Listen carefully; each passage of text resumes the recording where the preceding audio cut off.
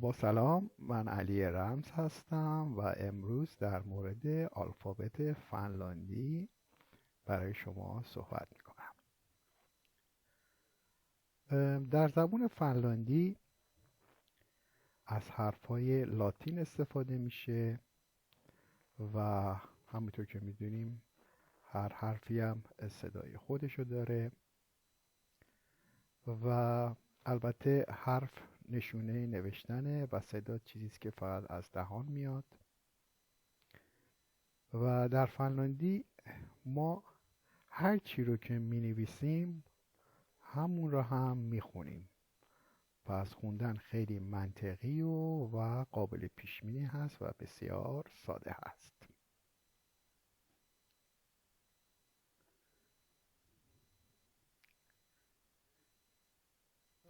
برای قسمت صداها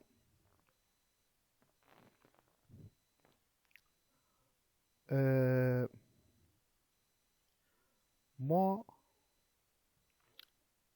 8 تا صدا داریم: آ، ای، ای، او، او، او که او از قسمت لب میاد و در واقع از جلو میاد، از جلوی دهان میاد.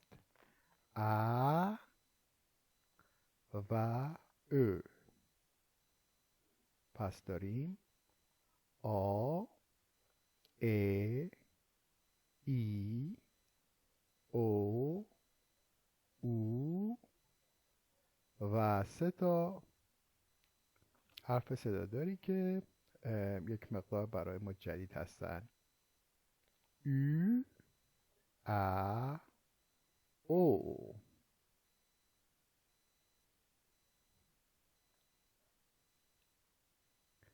حرفهای صدادار آ، او، او از قسمت عقب دهان میان و دقیقا مثل آ، او، اوی زبان فارسی هستن. ا، او، او صدایی هستن که از قسمت جلوی دهان میان و لبها باید گرد بشه موقعی که گفته میشن. ا، او، او.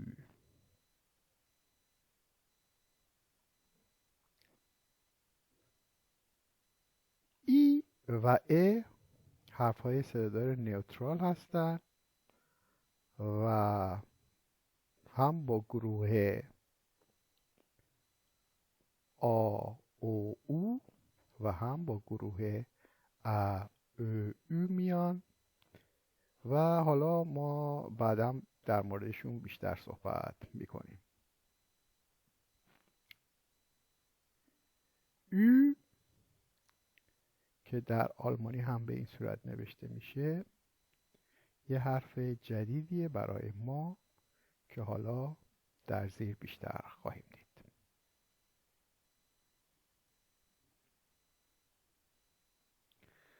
حرفهای در قسمت حرفهای بی صدا: د گوین داوید، هو مثل هیکی، یی مثل یارکو، کو مثل کولو، ای مثل ایملی، ام مثل مونا، ان مثل نینا، پ مثل پکا، ار مثل رتا، اس مثل سینیکا، ت مثل تیولی و و مثل ویکو که در واقع تقریبا مثل زبان فارسی خودمون د، ه، ی، ک، ای، م،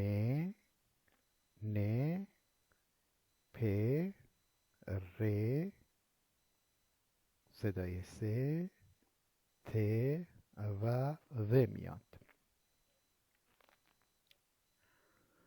و قسمت انگه رو بعداً حالا صحبتشو میکنیم.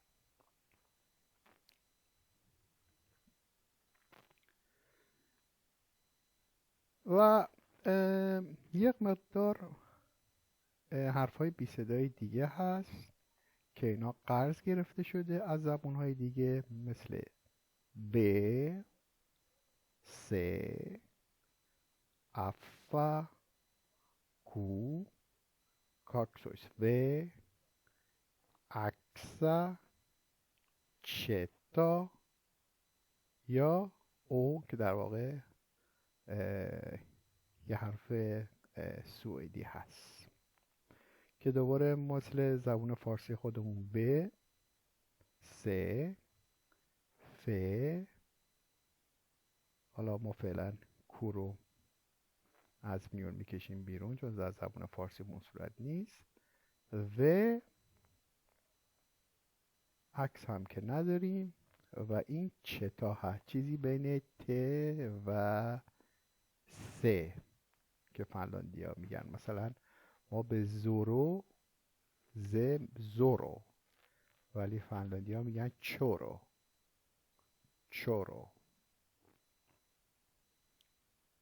حالا بعدا زمانی که میریم بیشتر برای تلفظ با این قسمت ها بیشتر روبرو میشیم.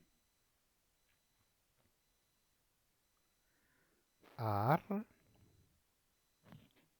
ریما که بالا ارزادن نوک زبان هست، یی که فارسی هم داریم،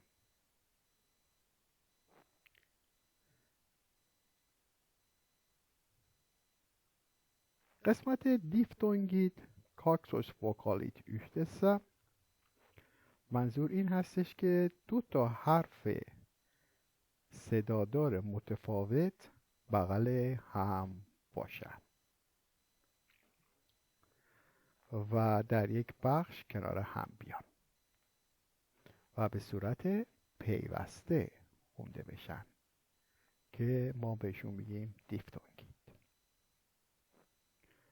آ و ای، آی، ا و ای، ای، او و ای، اوی، او و ای، اوی، او و ای، اوی، ا و ای، ای، او و ای، اوی خونده میشن. پس یه بار دیگه، آی مثل کای، ای، ای، اوی،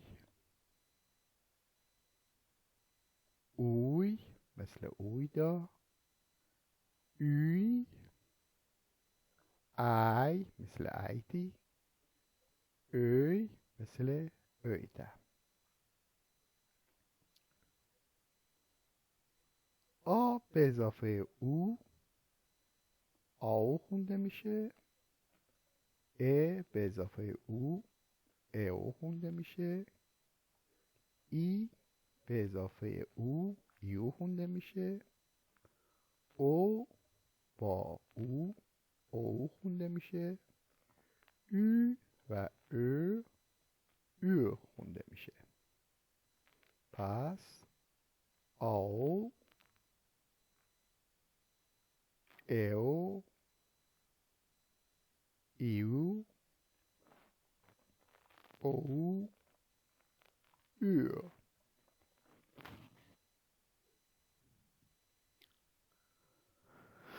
و یه قسمت دیگه که حالا باز یه مقدار به نظر من ساده هست، ای و ا، ایه، او و او، او، و او. خب برای ما البته سخت داره. اصولا در وسط یه لغت هستن میس، میبینیم که ای و ا در وسطه. تولی، او و او. او یعنی شب.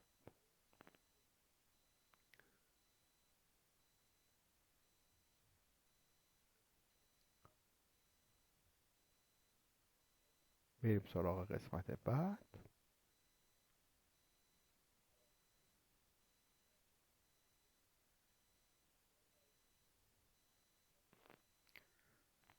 Vilket vokalit. زمانی که دو تا حرف صدادار یکسان که در واقع یکی پشت سر هم قرار میگیره، این صدا به حالت دو بار پشت سر هم به صورت صدای کشیده میاد و باید توجه داشته باشیم که تلفظ ما باید کاملا درست باشه، یا حداقل برای شروع سعی کنیم که به بهترین نحو بتونیم این صدا رو دقیق بگیم، به خاطر اینکه اگر صداها رو درست نکشونیم موقع که صحبت میکنیم معنای جمله هم عوض میشه.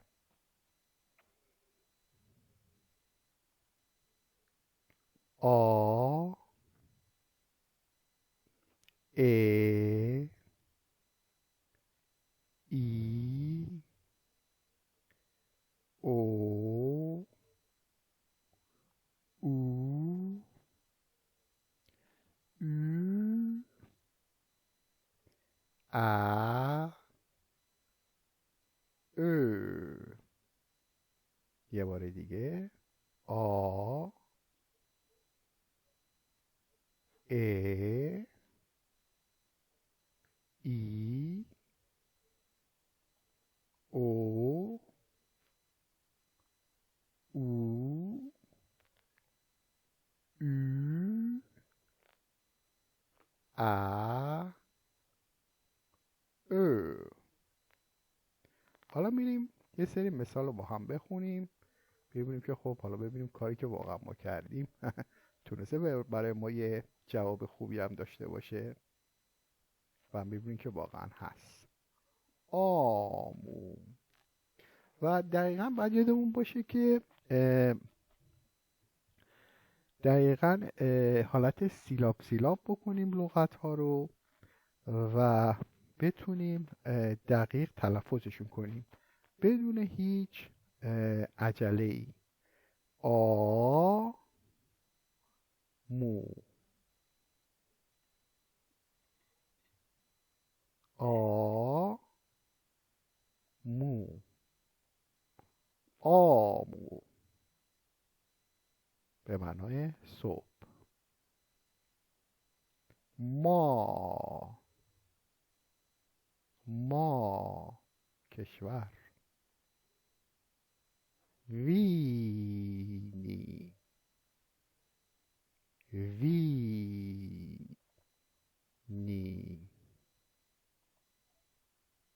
وینی شراب. اوپرا، اوپرا، اوپرا، اوپرا،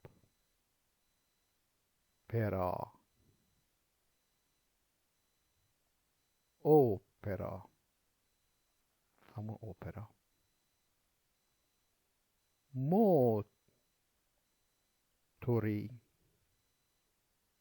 موتوری،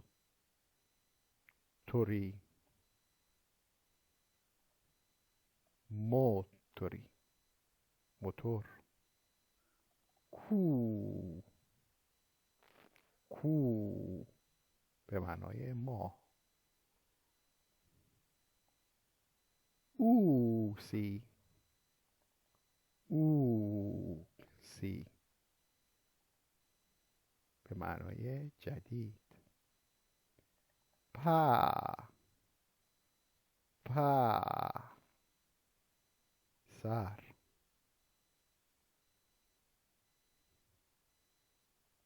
انی،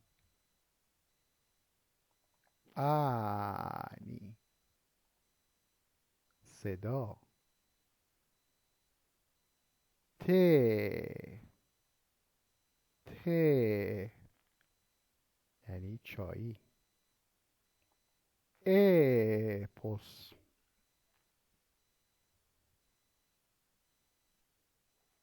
حالا ما فعلا این قسمت رو ور میداریم یا بذاریم باشه فعلا. دو تا او با هم گونل. گونل. بهتر که من یه مقدار صفحه رو بزرگتر کنم، شاید بیشتر به ما کمک بشه که 100% هم هست. گونل. گونل.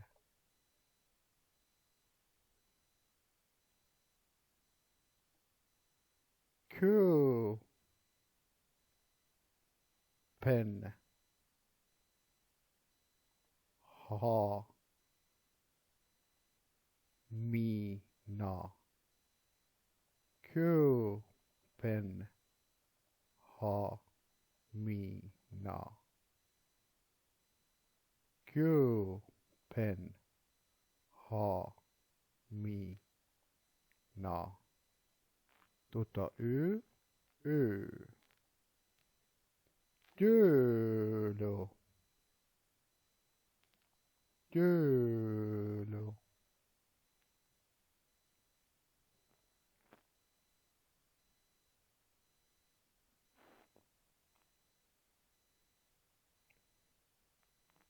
خب اینجا همونطور که گفتیم میتونیم توی یه دونه لغت مثل طولی و در یه لغت دیگه مثل طولی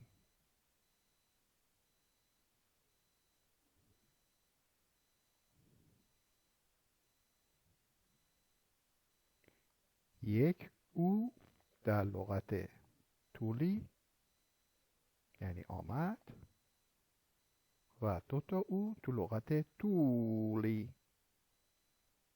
طولی به معنای باد. البته طولی معنی آتش هم میده. طولی. طولی.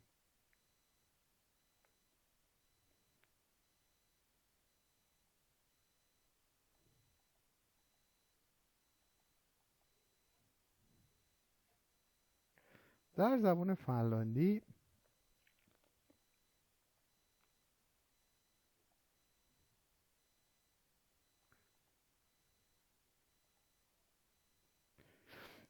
میشه دو تا حرف بی صدا پشت سر هم بیاد،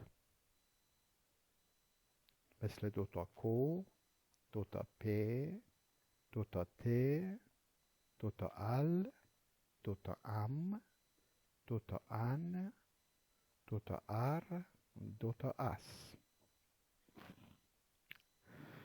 که تقریبا زمانی که اینجوری میشه مثل این میمونه که ما باید در واقع 2 بار تکرار کنیم، مثل تشدید. یعنی 2 تا حرف رو بعد پشت سر هم تکرار کنیم و بریم جلو.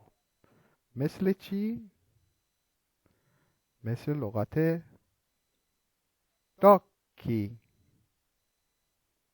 داکی کوت. داکی کوت.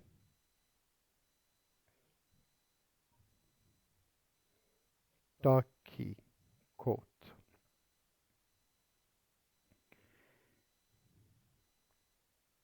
ویکو. ویکو یعنی هفته.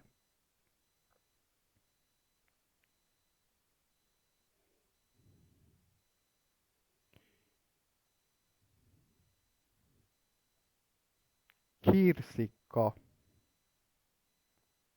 کیرسیکا، کیرسیکا.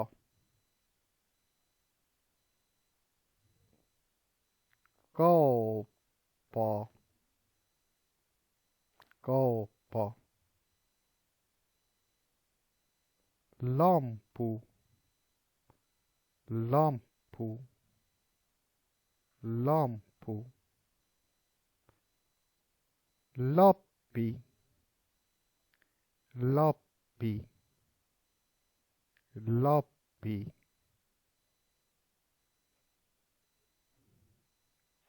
ادامه میدیم به جلو.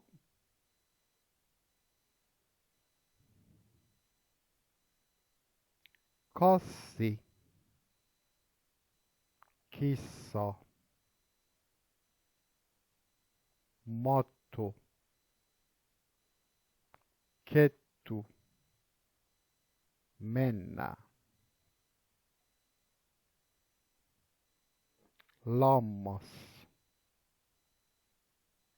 لمین. تولا، پولو. موره. یه بار دیگه.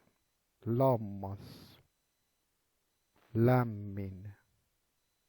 تولا، پولو. موره.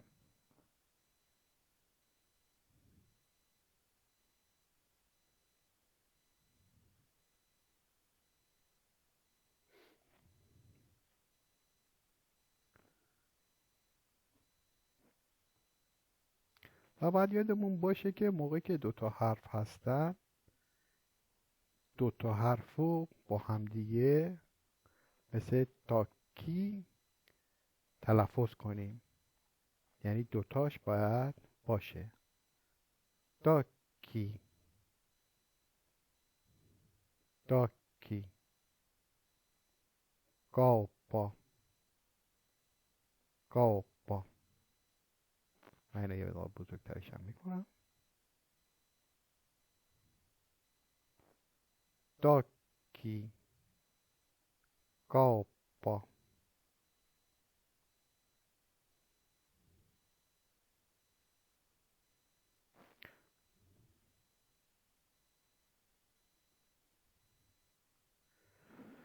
خب ما تقریبا الان همه چی با هم تمرین کردیم. فقط برای درس بعدی یک مقدمه رو من اینجا میگم. همونطور که گفتیم آ او او حرف هایی هستن که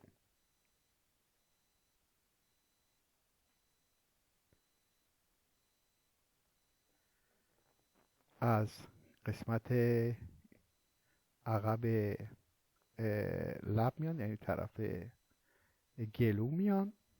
آ او او.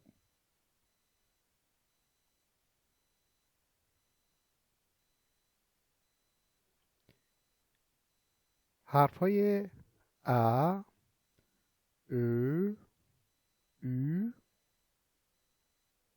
ا، او، او. اینها از جلوی لب میان و در کنار اینا ما ای و ا رو داریم که گفتیم که اینها حرفای صدادار نیوترال یعنی خنثی هستن. حالا بعدن که بریم جلو بیشتر با این قضیه روبرو میشیم و اولش اصلا زبان به این صورته که شاید چند ماه اول شاگرد اون زبان جدید دقیقاً ندونه چه اتفاقایی داره پیرامونش میفته، ولی بعداً یه مقدار درس که بره جلو همه چی بیشتر مشخص میشه.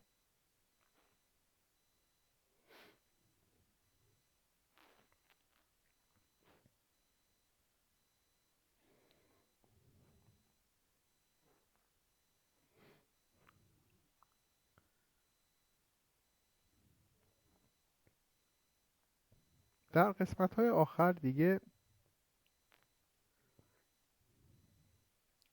چیزی که خیلی مهم هست واسه دانشجوهای ایرانی اینه که کلمه رو بخش بخش کنند و با ریتم بخونن و اصلا عجله نکنن. احتیاجی به پنیک کردن نیست. خیلی آروم با ریتم و با سیلابی که هست. برای مثال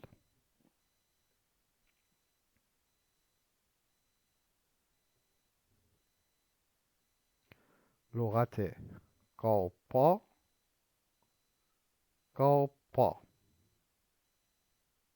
قاپا قاپا قاپا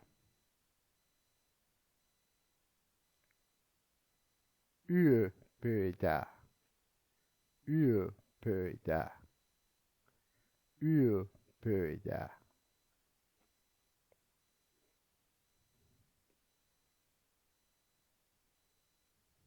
üböde.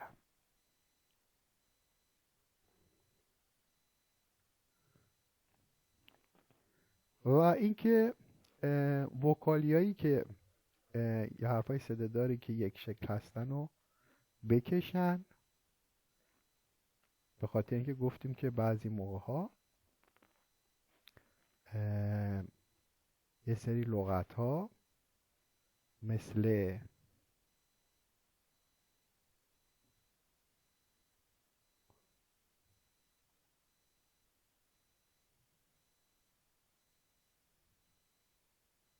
تولی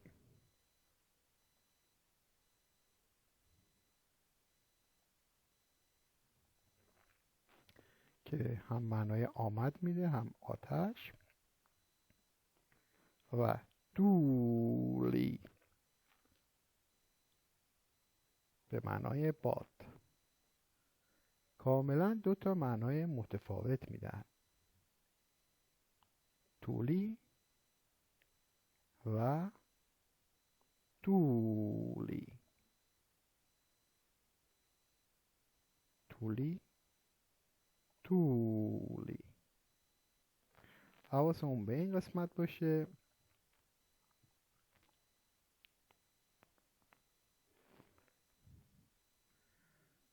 و برای تلفظ او و او باید لبهامون رو گرد کنیم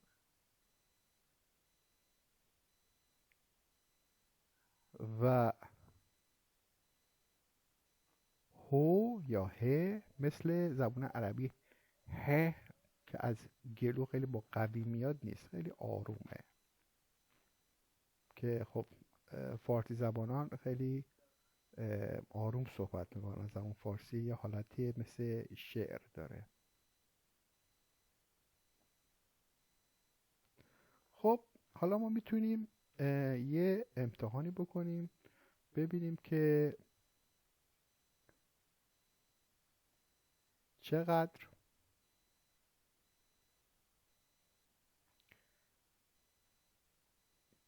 این درس رو الان ما فهمیدیم.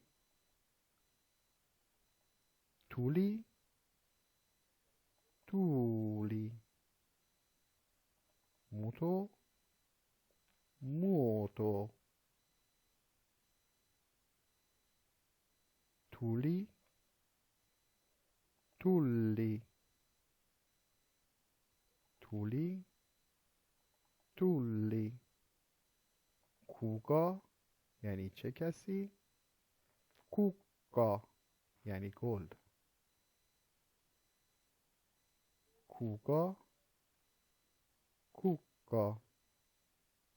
ماتو ماتو ماتو به معنی کرم، ماتو به معنی فرش. ت یعنی شما، ت یعنی چایی. ت ت. خب تمرین واقعی واسه جمله های کوچک. مینا اولن علی. مینا اولن علی. من علی هستم. دما اون آوتو. دما اون آوتو. این یک ماشین است. Suomessa on talvi ja kesä. Suomessa on talvi ja kesä. در فنلاند زمستان و تابستان وجود دارد. Yksi lampu. Yksi lampu. Kaksi lampua. Kaksi lampua. Minulla on kissa. Minulla on kissa. من یک گربه دارم. Kissani on pieni. Kissani on pieni. گربه من کوچک است. Teen teetä. Teen teetä. البته به فنلاندی میگن کیتن تیتا. کیتن تیتا. من اینم باید بگم که خب اولندش که من کاملا از ابزارهای مجانی دارم استفاده میکنم و خب کیفیت یه مقدار پایینه. حالا ببینیم برای شروع یه مقدار اینجوری بریم جلو تا ببینیم میتونیم بیشتر هزینه کنیم و هم بتونیم خب به هر حال ویدیوها رو ادیت کنیم یا ابزارهای بهتری برای ضبط درس هامون استفاده کنیم. ولی حالا فعلا اینجوری میریم جلو. خب در قسمت آخر حواسمون باشه که حرفای صدادار دوتا رو یا حرفای بی صدا رو که دوتا هستند فراموش نکنیم اختلافشونو، و اینکه لغت ها به هر حال بلند هستن در زبان فنلاندی. حالا میگیم چرا، و اینکه اونا رو درست بتونیم بخونیم پیوسته، و هماهنگی در صدا خیلی مهمه. حالا اینو من درس بعد بیشتر توضیح میدم. فکر میکنم الان یه مقدار زود باشه. و در آخر خب یه سری لغت ها هست که خوندیم ولی خب دوباره من ترجمه هاشون اینجا گذاشتم، و اینکه حالا نمیدونم شاید بهتر باشه اصلا این قسمتم پاک کنم چون حالا خیلی مهم نیست. من سعی کردم از کتاب های مختلف و جزوه های مختلف یه جمع‌آوری بتونم بکنم و برای شما عزیزان بذارم. امیدوارم خوب موفق باشید. باز هم همدیگر رو میبینیم. به خدای بزرگ میسپارمتون و اینکه شاد باشید و خوب. و خواهش میکنم اگر به هر حال فیدبکی هست، صحبتی هست، خب به ما بگین و ما کارمون رو بهتر بکنیم. به امید خدا. خدا حافظ.